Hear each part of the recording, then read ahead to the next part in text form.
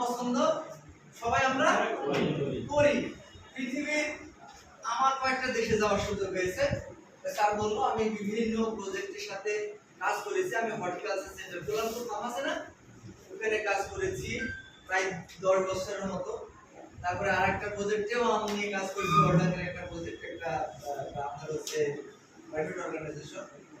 এখন আবার আমরা ডিএইতে আমাদের যে উপপরিচালকের কার্যালয় কৃষি সম্প্রসারণ অধিদপ্তর এসিসিএস একটা প্রকল্প, ওই প্রকল্পের আমি জুনিয়র কনসালটেন্ট মনিটরিং স্পেশালিস্ট হিসেবে আপনাদের সাথে কাজের সুযোগ পেয়েছি।